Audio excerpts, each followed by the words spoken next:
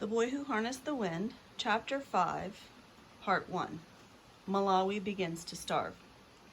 Part of the answer arrived in late September. Not long after taking our final exams, Gilbert and I went to the trading center to play a few games of bawo. As we walked back to his house, I noticed something odd. About a dozen people were gathered in his yard, talking in low, worried voices. They were mostly women, each wearing brightly colored headscarves like my own mother, and carrying an empty basket. "Who are these people?" I asked. "They've run out of food in the far villages," Gilbert said. "These women have come to ask my father for handouts, or ganyu." Some of them walked for days. Ganyu was another word for day labor, or a small job such as clearing fields or digging ridges for little money or food. It's how many farmers in Malawi made a living when times were hard, but I'd never seen this many people at once. "What's your father going to do?" I said. "He's going to feed them," Gilbert answered. "He has no choice. He's their chief." What Gilbert said was true. The drought had destroyed all of the crops in the countryside, and the families in the smaller villages had run out of food. Their storage rooms were empty, and now they were hungry. I came home and told my father what I'd just witnessed.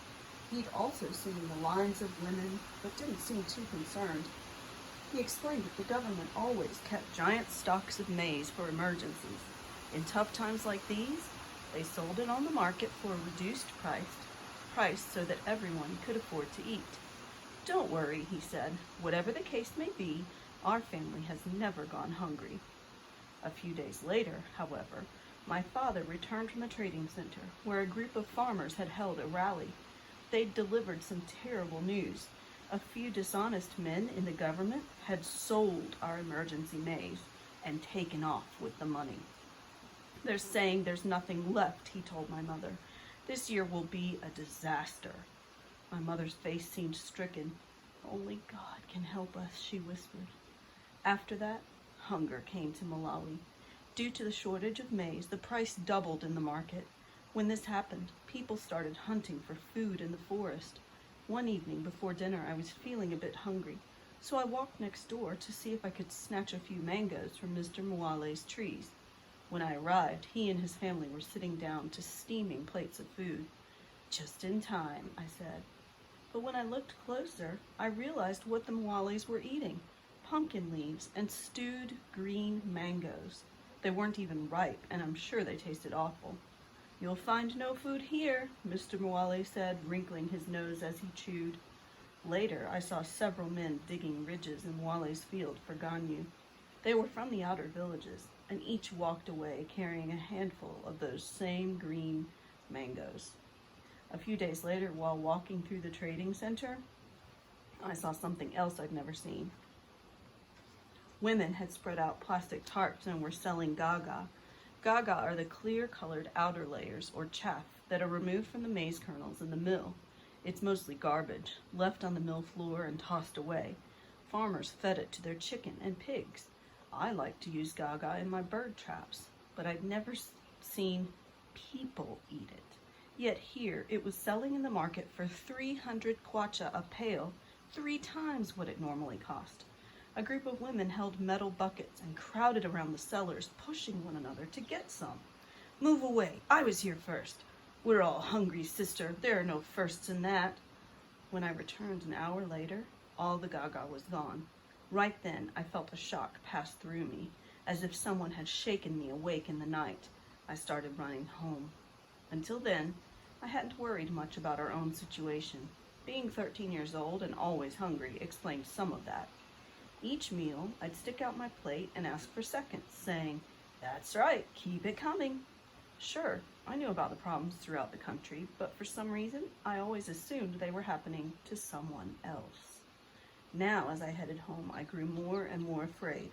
When I reached the house and opened the door to the storage room, I nearly fainted. Only 2 bags of grain remained. In my mind, they were already gone. I started doing the hunger math. 2 bags of maize wouldn't last 2 months. In 3 months, we'd be starving. Worse, there were still 210 days, about 7 months, until our next harvest. We hadn't even planted 1 seed, and once we did plant, there was no guarantee that it would rain, or that we'd even have fertilizer. few days later, my father started rounding up our goats to sell in the market.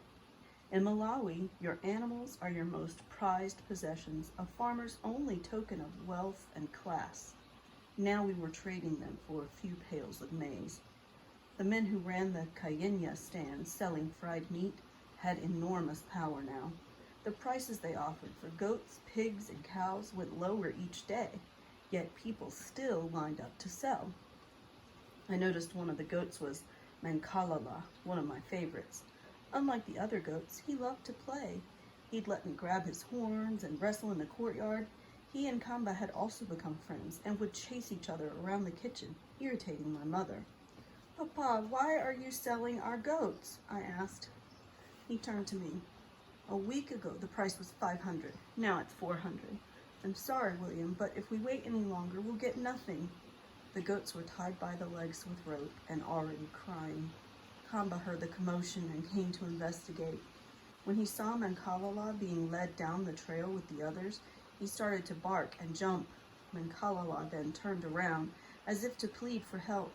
He knew his fate, but as much as it hurt me inside, I had to watch him go. What could I do? My family had to eat. In early November, I started waking up, as usual, at 4 a.m. to make my ridges. On the first morning when I walked inside to have my breakfast, my father met me in the darkness. "No fala today," he said. "Huh?" "It's time to start cutting back. We need to save our food." By this time, our supply of maize was just 1.5 bags. Breakfast was first to go, and I wondered what would be next. But instead of complaining, I drank a big cup of water, grabbed my hoe, and went to meet Jeffrey in the fields. I told him about skipping breakfast. "Can you believe it?" I asked. But my cousin simply shrugged. "You're just starting that today?" he said. "I haven't had breakfast in 2 weeks. I'm getting used to it." In the early morning, the weather was still cool, and I could dig my ridges with great energy. But by 7 a.m., my stomach had woken up and realized it was empty. It growled and grumbled and demanded to be filled. Soon the sun was high in the sky and sucking all of my strength. The only thing keeping me awake was my father marching past. "Make those ridges better," he shouted. "But I'm too hungry, Papa." "Think about next year's harvest, son. Try your best." It was true. My ridges looked crooked, as if a slithering snake had dug them. Across the field, Jeffrey was hard at work. "Mr. Jeffrey," I called out, "you dig my ridges today, and I'll dig yours tomorrow. Can we make this deal?" "I'll think about it," he said, gasping for breath, "but it sounds like the same deal as yesterday." I was trying to raise my cousin's spirits. Ever since his father died, he hadn't been the same. He looked sad, and sometimes he stayed in his room for an entire day and didn't speak to anyone. He was also sickly. At a recent trip to the clinic, the doctor said he had anemia, which is caused by not having a healthy diet. I later discovered that breakfast wasn't the only thing Jeffrey was skipping. Food was running low all around. "I'm joking," I shouted. "But seriously, man, you don't look good. Take a break and get some rest." "I have no choice," he said, swinging his hoe. "You know my deal." I also knew that Jeffrey wouldn't be returning to school in the next term. Because of the drought and losing her husband, Jeffrey's mother didn't have the money to pay his school fees. And anyway, she needed Jeffrey and his brother Jeremiah to work and provide food. That day, I pretended not to know. "Soon your man Kamkwamba will be in secondary school where he belongs," I said, wearing trousers and walking tall. "He'll find us there," Jeffrey said. "We older boys have plans for Kamkwamba. You can't touch him." "Oh, you wait and see." Jeffrey wasn't the only one changing. Kamba was also slowing down. I'd always known that his best years were behind him, back when he lived on the estate. But now his age was starting to show, and ever since the drought, he'd grown thinner. The food I was feeding him at night just wasn't enough, I guess. As he got slower, the mice in the fields outwitted him, and other dogs beat him to the scraps in the garbage piles. Kamba no longer chased chickens around the courtyard, but stayed in the shade and slept. I was beginning to see his ribs.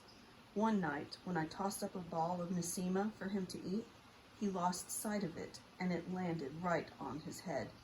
"What's the problem, old man?" I teased. He leaned over and sucked down the food in one gulp. Some things didn't change.